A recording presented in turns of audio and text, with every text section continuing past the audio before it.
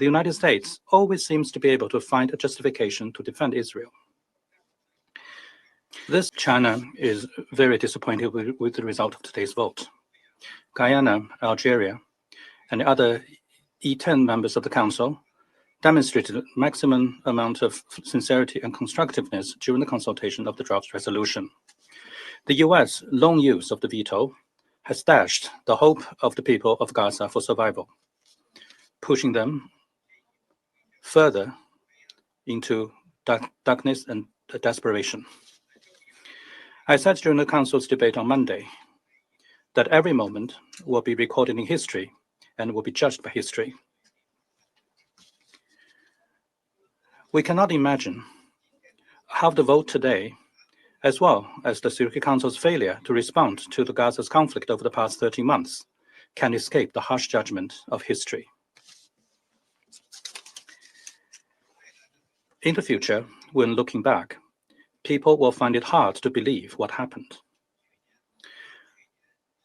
When the US cast its first veto on 18 October last year, nearly 3,000 civilians had been killed in Gaza.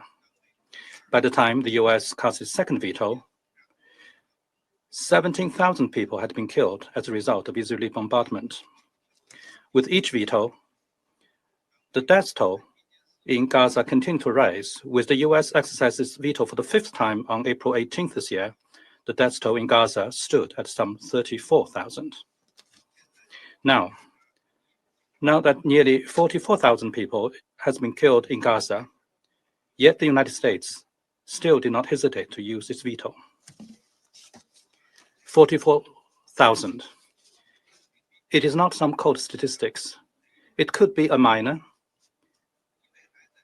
a nursing mother, or the breadwinner of a family. The loss of each and every one of them means internal pain for the surviving relatives. People cannot help but to ask, do Palestinian lives mean nothing? Can't the deaths of 44,000 people win even a little bit of sympathy from the United States? How many more people have to die before they wake up from their pretend slumber? In the future, when looking back, people will find it inevitable to feel indignant. Israel has flagrantly breached every red line of international humanitarian law, with its actions causing an unprecedented humanitarian disaster. But even as famine is imminent in Gaza, the United States always seems to be able to find a justification to defend Israel.